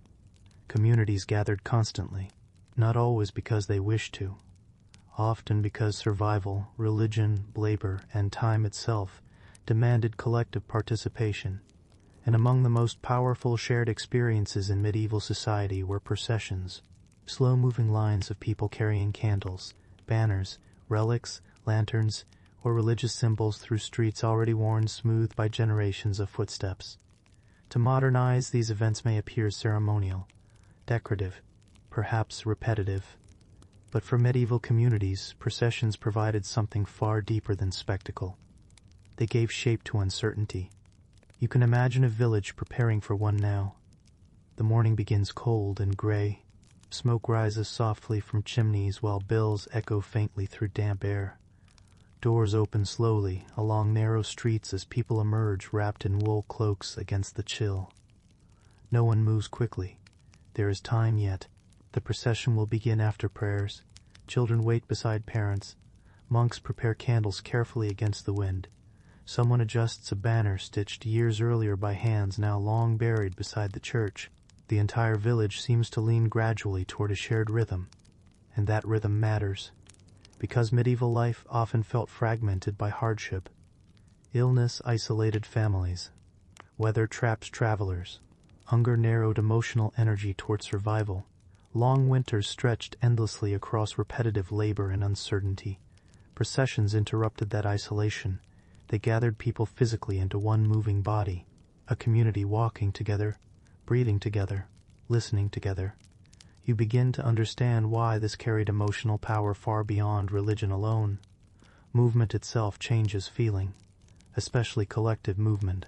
Even now, humans experience calm and connection through synchronized activity, walking, singing, marching, praying, dancing, repeating shared gestures. The medieval procession created exactly this kind of emotional synchronization. Slow footsteps, steady chanting, bell sounds drifting through cold air, candlelight moving against stone walls at dusk, repetition entering the body through rhythm. You can picture yourself standing along the edge of a narrow medieval street. As the procession approaches, at first you hear it before seeing it. Footsteps, low voices, the soft metallic sound of lantern chains moving gently. Then smoke from incense drifts ahead through damp evening air. And finally the procession itself appears. Not hurried, never hurried. Figures moving slowly beneath banners darkened by weather and age. Candles flickering in wind. Faces calm from familiarity rather than excitement. The route has been walked countless times before. That repetition matters deeply. Repetition creates continuity across generations. The same streets, the same prayers, the same seasonal rituals returning year after year despite famine, illness, war, or harsh winters. In a world filled with instability, processions reminded people that something endured. You notice how medieval customs constantly tried to transform uncertainty into structure. Bells structured time, fasts structured hunger, protective charms structured fear, processions structured communal emotion. The village moving together physically reassured people that society itself still held. That reassurance was especially important during difficult periods. During plague outbreaks, droughts, failed harvests, or severe storms, processions often increased rather than disappeared. Communities walked together asking for protection, mercy, rain, healing, or relief. Again, whether these rituals changed events physically mattered less than what they changed emotionally. They reduced helplessness. A frightened population becomes calmer when action feels possible. Even symbolic action. You can imagine a procession during late autumn now. Cold mist hangs low above fields beyond the village walls. The road glistens faintly from earlier rain. Monks walk slowly at the front, carrying lanterns that swayed gently with each step. Behind them come villagers, old people wrapped heavily against the cold, children trying to remain quiet, laborers exhausted from the harvest season, widows, merchants, farmers, everyone moving through the same narrow streets together beneath fading daylight. For a little while individual burdens soften inside collective motion. That emotional merging may explain why processions remained so beloved for centuries. They relieved loneliness, not permanently, but temporarily, and temporary relief mattered enormously in medieval life. You can almost feel the pace slowing your own breathing. Step, step, step, voices repeating familiar prayers softly into cold air. Incense smoke drifting between stone buildings, lantern light trembling against wet walls. No urgency, only movement. Shared movement continuing steadily through darkness. Medieval religion understood something modern societies sometimes forget. The body itself participates in belief. Walking changes thought. Kneeling changes thought. Singing changes thought. Repetition changes thought. Processions used physical rhythm to guide emotional experience gently toward calm, humility, belonging, or endurance. Even the routes themselves held memory. Certain streets connected important shrines, burial grounds, marketplaces, or churches. Walking those paths repeatedly linked the living community to generations already gone. You walked where your parents walked, where grandparents walked, where countless others carried candles through rain, snow, illness, and uncertainty long before you were born. The procession became a moving memory, a ritual against disappearance. There were practical benefits, too. Festivals and processions created predictable breaks in difficult labor cycles. They offered moments of shared identity beyond ordinary survival work. Villagers who spent most days scattered across fields or workshops reunited visibly as a community. You begin realizing how emotionally necessary these gatherings may have been. Without them, medieval life could narrow dangerously into isolation, repetition, and exhaustion. The procession restored emotional cohesion, and unlike grand celebrations imagined by modern fantasy, many medieval processions likely felt quieter than expected, serious, measured, sometimes almost sleepy in rhythm. Especially at dusk or during winter observances, people moved because generations before them had moved the same way. The familiarity itself became comforting. You can imagine the procession nearing its end now. The bells grow softer as distance changes, candles burn lower, breath clouds faintly before tired faces, mud clings heavily to shoes after hours of slow walking through cold streets, yet nobody rushes. The ritual ends gradually.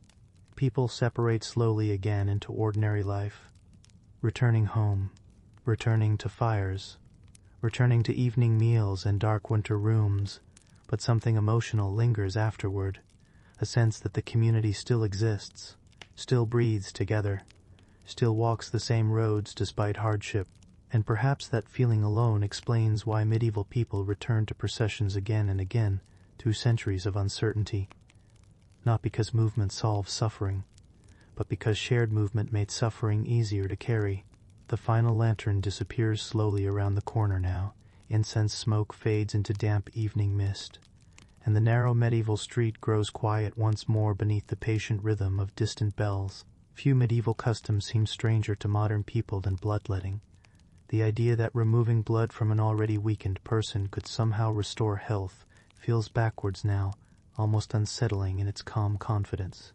And yet for centuries, bloodletting remained one of the most respected medical practices in much of Europe and beyond. Not because medieval healers enjoyed causing suffering, and not because patients were eager for pain, but because within the medical understanding of the time, the practice possessed its own careful logic.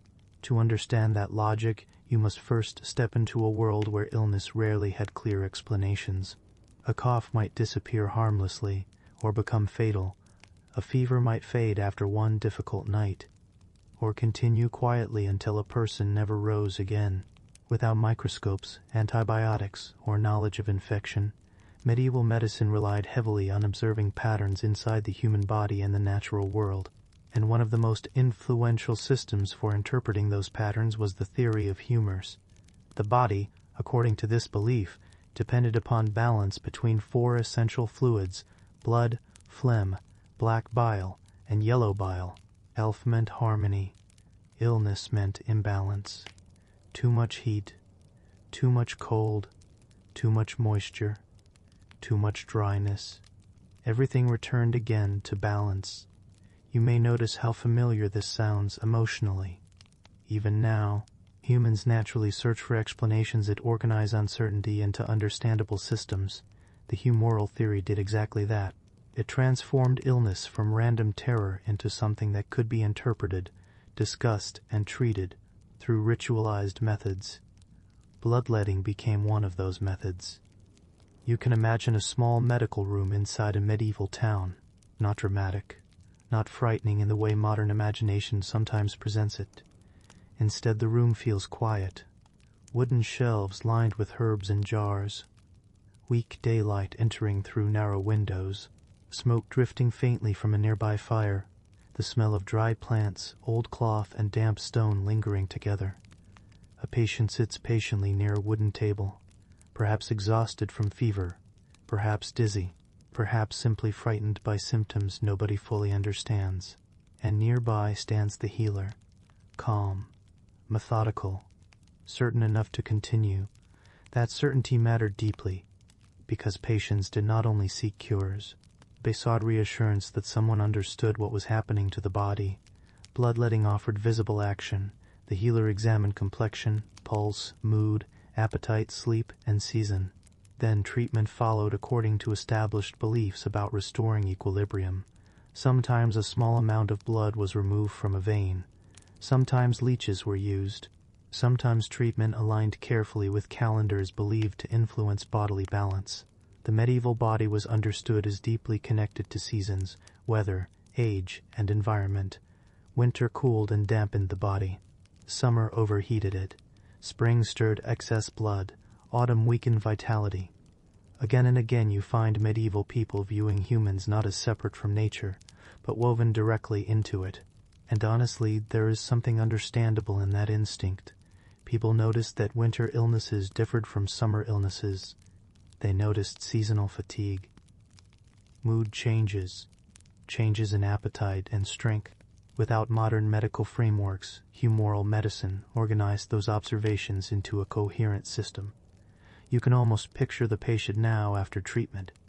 A cloth tied carefully around the arm, weakness settling gently into the limbs. The room quiet except for crackling firewood and distant street sounds beyond thick walls.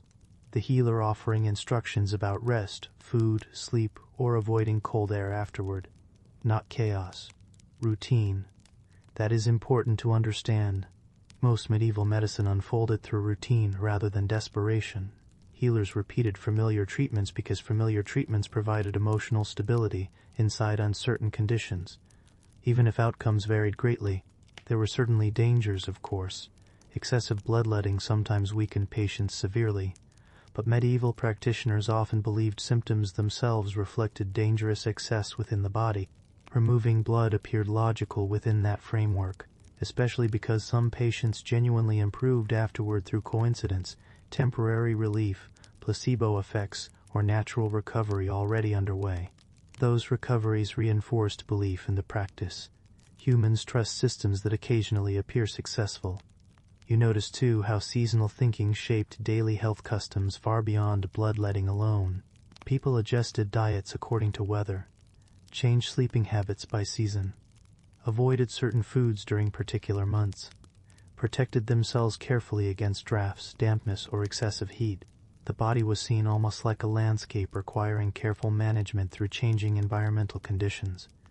And in truth, medieval bodies endured enormous physical stress. Cold homes, poor nutrition, hard labor, repeated illness, smoke-filled air, limited sanitation. Many people likely felt chronically exhausted by modern standards, so medical customs focused heavily on preserving balance before catastrophic illness emerged. Preventive care mattered greatly. Bloodletting sometimes occurred not because someone was severely sick, but because treatment was believed to prevent future imbalance. Again, modern medicine rejects these methods scientifically. but emotionally the desire behind them remains recognizable. People wanted control over fragile health. They wanted explanations. They wanted rituals that transformed fear into action. You can imagine a wealthy household during springtime, windows open slightly after long winter closure, fresh air moving cautiously through cold stone rooms, a physician visiting to recommend seasonal treatment before warmer weather fully arrives. The family accepts this as normal maintenance, part of managing the body carefully through seasonal transition. The procedure itself might feel unpleasant, but uncertainty felt worse, and uncertainty surrounded medieval health constantly. One illness could alter an entire household. A laborer unable to work threatened food supply. A fever spreading among children threatened future stability. So people embraced medical customs partly because doing nothing felt unbearable. You begin noticing how deeply medieval life depended upon trust in systems larger than individual understanding. Religious systems, seasonal systems, medical systems, ritual systems, not because certainty truly existed, but because structure made uncertainty survivable. Bloodletting survived for centuries partly because it fit beautifully into that larger emotional landscape of balance, rhythm, and environmental awareness. Even the slow pace of treatment mattered. Modern medicine often seeks rapid intervention. Medieval healing unfolded gradually. Rest, observation, herbs, controlled diet, moderate heat, bloodletting if necessary. Then waiting, always waiting. The body recovering slowly beside changing weather and passing seasons. You can almost feel that waiting now. A patient resting quietly beneath wool blankets after treatment. Afternoon light fading slowly across stone walls.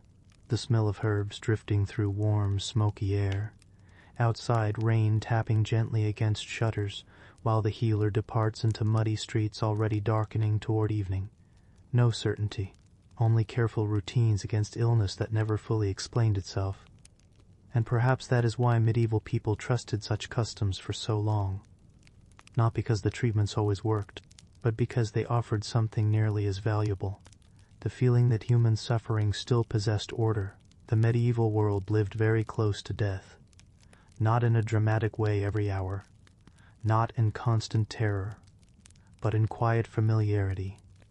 Death was visible, present, woven naturally into ordinary life in ways modern societies often keep hidden behind hospital walls, distant cemeteries, and private institutions.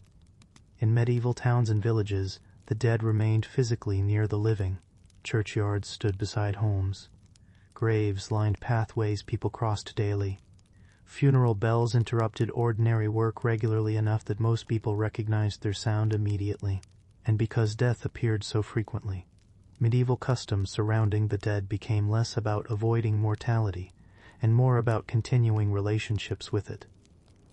To modern people, some of these customs can seem unusual, praying constantly for souls, speaking softly to the dead, leaving offerings, requesting masses years after burial, walking through graveyards as ordinary parts of daily movement. But within medieval emotional life, these actions made deep sense, because the dead were not imagined as completely gone, not emotionally, not spiritually, not socially. You can imagine a cold morning beside a medieval church. Fog hangs low across damp grass. Gravestones lean unevenly beneath years of weather and moss. Somewhere nearby, crows shift quietly among bare winter branches, while weak bell sounds drift through the mist. And moving slowly between the graves comes an elderly villager wrapped heavily against the cold, not visiting dramatically, not collapsing in grief. Simply stopping beside a familiar grave is part of ordinary routine. A few quiet words, a prayer repeated many times before, then stillness. This kind of closeness to the dead shaped medieval thinking profoundly. Modern societies often emphasize emotional closure after death. Medieval Christianity, by contrast, encouraged continuing responsibility toward departed souls. The living could still help the dead through prayer, masses, candles, acts of remembrance. That belief softened the finality of death, not by removing grief, but by transforming grief into ongoing action, Again you notice the familiar pattern. Action reduces helplessness. Even symbolic action, especially symbolic action. When someone died in the medieval world, the living did not simply move on quickly. Rituals continued for days, months, sometimes years. Names remained spoken aloud during prayers. Families sponsored church services for deceased relatives. Monasteries maintained long lists of names to remember during worship. Memory became structured, organized, repeated, and repetition helped people endure loss. You can picture a medieval chapel now during evening prayer.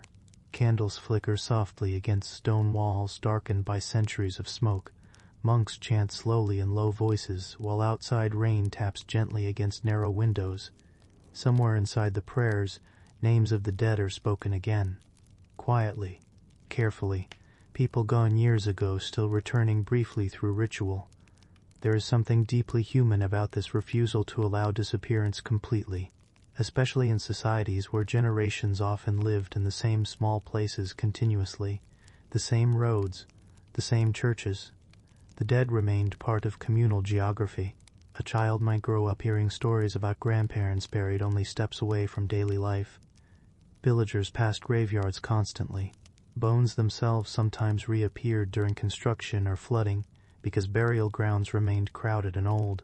Mortality stayed visible, and visibility changes emotional relationships. Medieval people likely feared painful death just as modern people do. But death itself was less hidden from ordinary experience. Children saw funerals. Families cared for sick relatives at home. Neighbors witnessed mourning directly. The dead remained physically and emotionally woven into communal life. You begin understanding why medieval customs around prayer for souls became so persistent. People wanted connection to continue somehow, and religion offered a framework where connection remained possible. Purgatory especially shaped emotional behavior during later medieval centuries. Many Christians believed souls underwent purification after death before reaching heaven fully. The prayers of the living could assist that process, so remembrance became an act of care. A daughter lighting candles years after her mother's death. A widow whispering prayers beside familiar graves. Monks repeating names long after families themselves disappeared. The living still participating in the journeys of the dead. You can almost feel the atmosphere surrounding these practices. Not horror, not obsession, something quieter, melancholic perhaps, but calm. Death belonged to the rhythm of existence rather than standing completely outside it. This closeness also changed how people thought about time. Modern culture often emphasizes youth, progress, and future possibility. Medieval life frequently emphasized continuity between generations instead. Ancestors mattered, tradition mattered, memory mattered. The dead helped define community identity. And because life expectancy remained uncertain, most people understood from childhood that existence itself felt temporary. That awareness may have intensified attachment to ritual. Prayers, funeral processions, candles, church bells, all creating structure around experiences too large to fully understand. You can imagine yourself walking through a medieval churchyard at dusk now. Mist gathers low above uneven ground. Wet grass darkens beneath fading light. Small candles flicker near certain graves while the distant sound of chanting drifts outward from the chapel. No one hurries. The atmosphere feels reflective rather than frightening. Even the silence seems familiar. People move carefully among the dead because the dead remain part of ordinary space, part of ordinary memory. There is another practical reality beneath these customs too. Medieval life offered few guarantees. Disease could remove several family members quickly. Child mortality remained painfully common. Wars, famines, and harsh winters interrupted lives unpredictably. Communities carried accumulated grief constantly. Rituals help contain that grief emotionally. Without ritual, sorrow can feel endless and shapeless. With ritual, sorrow gains boundaries. A prayer, a bell, a candle, a yearly remembrance. The pain remains, but structure makes it survivable. Again, medieval customs reveal themselves less as irrational behavior and more as emotional technologies developed under difficult conditions. humans require ways to continue after loss. The medieval world answered that need through repetition, prayer, and continuing relationships with memory. You notice too how peaceful many of these customs actually were: a quiet walk beside graves, soft chanting in candlelight, a name spoken aloud once more into cold evening air. Not dramatic mourning, steady remembrance, the kind repeated over years until grief settles gently into ordinary life. And perhaps that steadiness mattered because medieval people understood something modern societies often struggle to accept. Death was never entirely separate from living. It waited beside roads, inside homes, beyond winter illnesses, within every passing season. So communities learn not merely to fear death, but to live alongside its presence without collapsing beneath it emotionally. The chapel bells grow softer now in the evening mist. Candles burn low beside worn gravestones, and through the damp quiet of the churchyard, the living continue speaking gently to those who came before them. By now, after long nights beside smoky hearths, slow walks through muddy streets, and quiet hours beneath ringing bells, the medieval world no longer feels quite as strange as it once did. Uncomfortable, perhaps. Cold, certainly, but understandable. And if there is one thread connecting nearly every medieval custom, it is this: people trusted ritual because certainty was rare, not scientific certainty, not economic certainty, not even certainty that tomorrow would resemble today. Harvests failed, storms arrived suddenly, illness spread invisibly, winters lasted too long, children died unexpectedly, travelers disappeared on distant roads. The future felt fragile, so medieval people built routines sturdy enough to hold the mind steady when the world itself would not.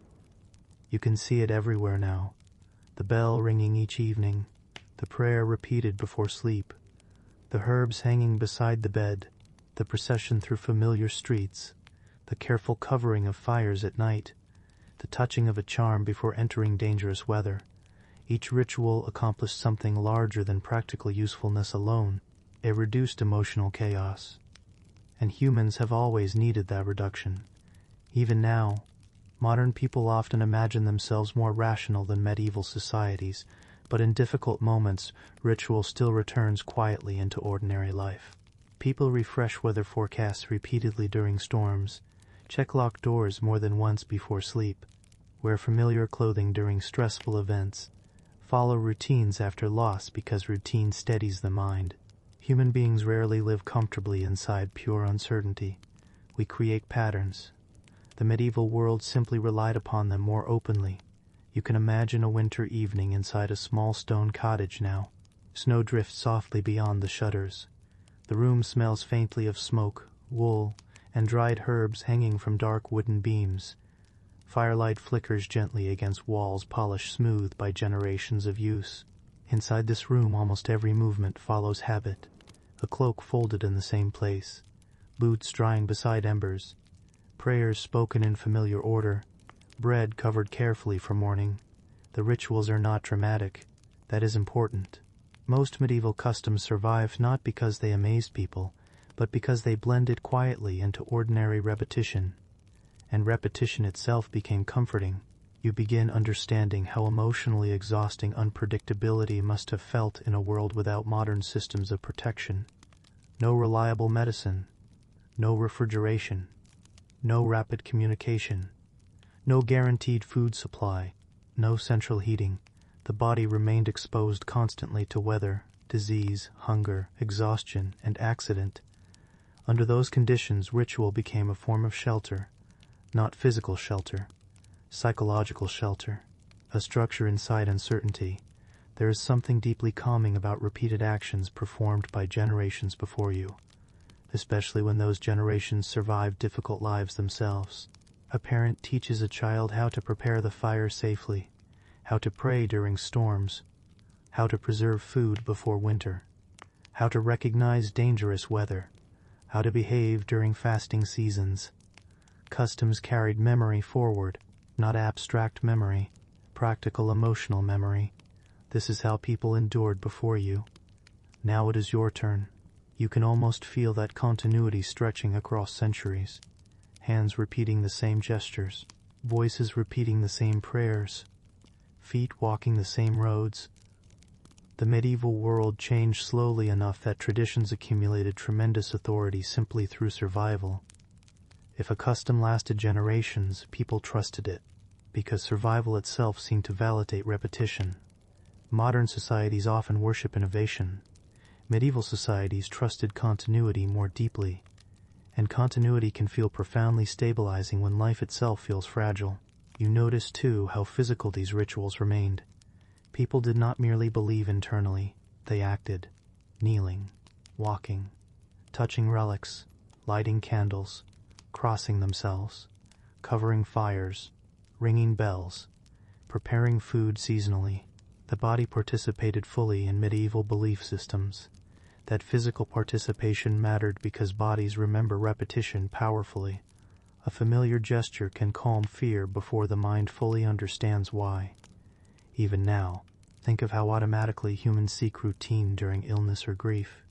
Tea prepared carefully, blankets arranged a certain way, quiet habits repeated late at night.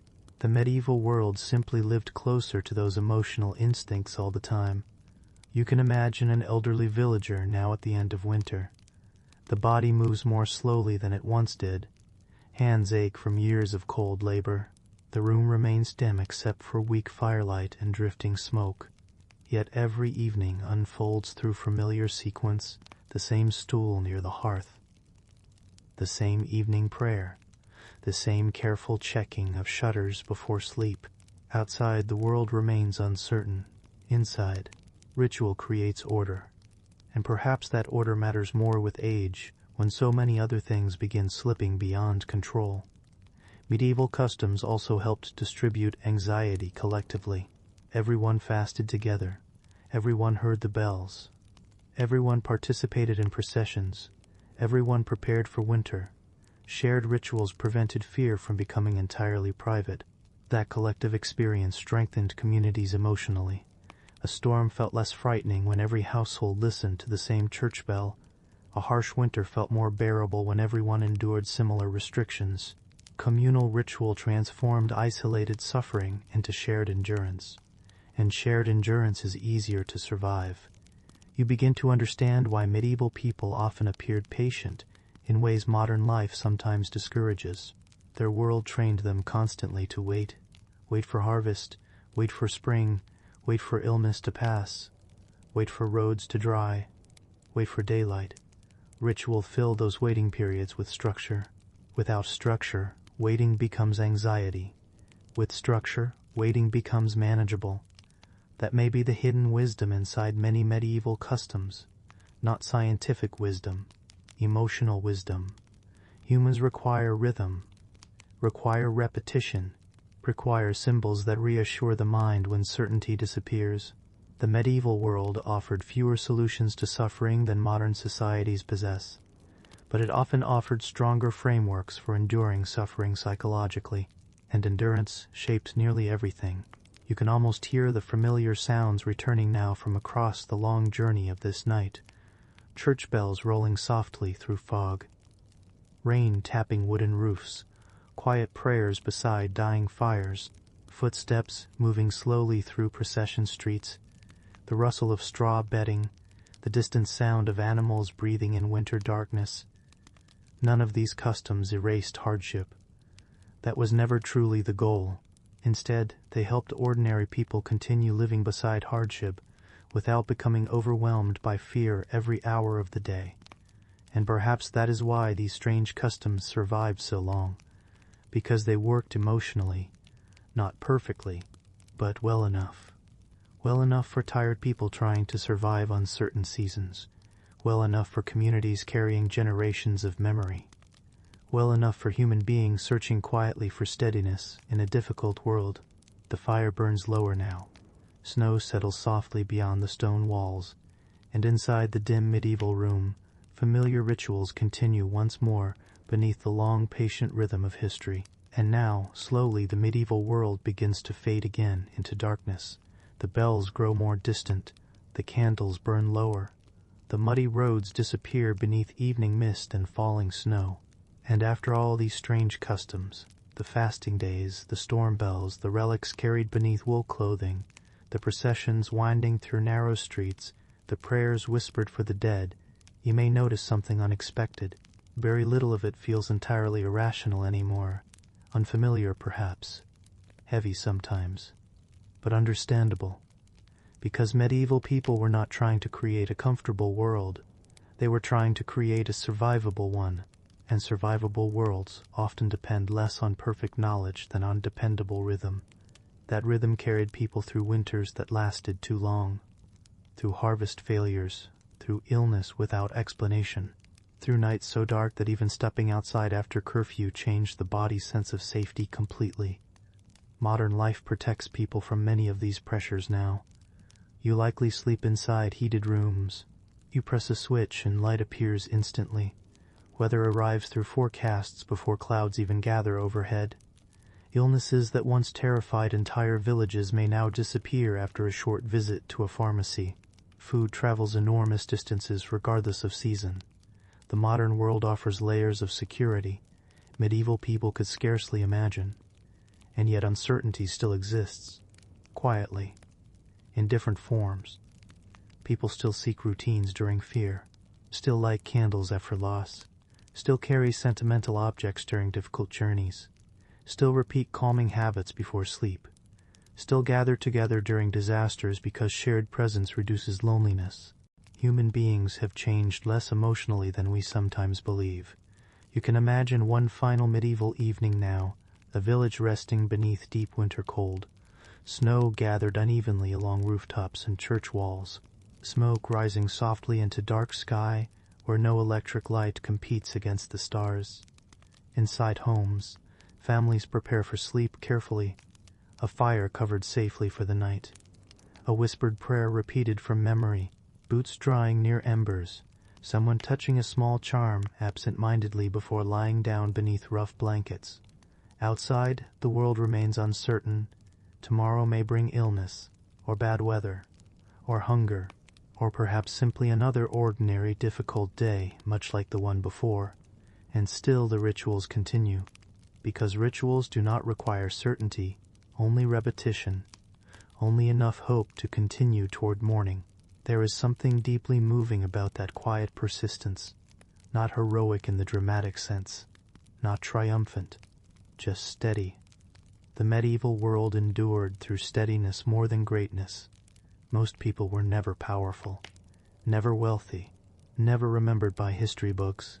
They simply woke each morning and repeated the routines survival required, fed fires, walked muddy roads, listened to bells, prepared food, buried the dead, waded through winter.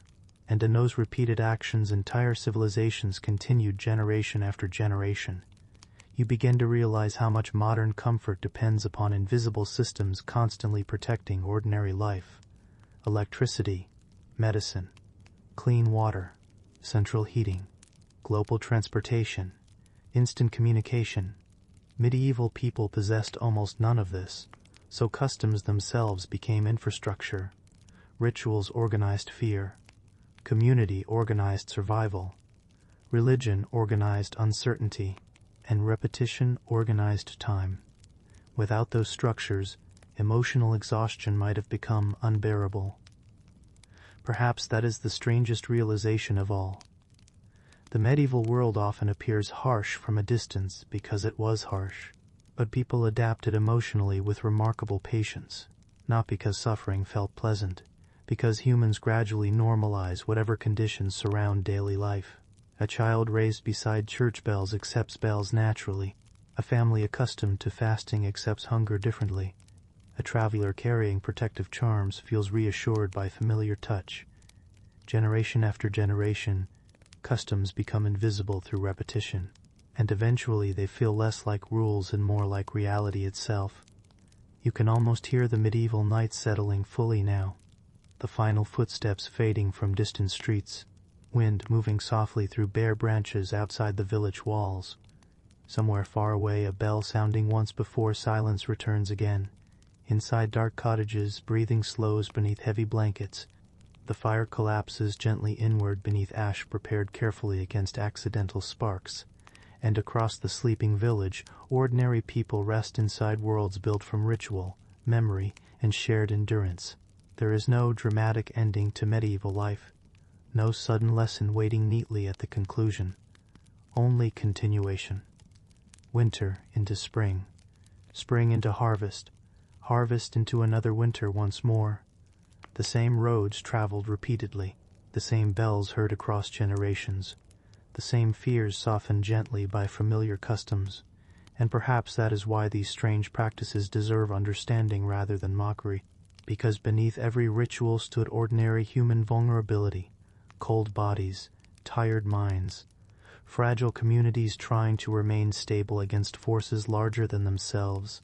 The customs survived because they answered emotional needs that were very real, needs for order, for belonging, for rhythm, for reassurance that life still possessed meaning even during uncertainty. Modern people still carry those same needs quietly inside themselves. Only the rituals have changed. Now the snow continues falling softly outside the medieval village. The church tower disappears slowly into darkness. Candles extinguish one by one behind shuttered windows. And somewhere inside the long, quiet rhythm of history, another ordinary night passes gently into silence. Thank you for spending this time here with Sleepy Historian. If tonight's journey through the strange logic of medieval life helped your mind slow down a little, you can return again whenever you need another quiet walk through history's colder roads and dim firelit rooms. And for now, as the bells fade fully into the distance, you can simply rest.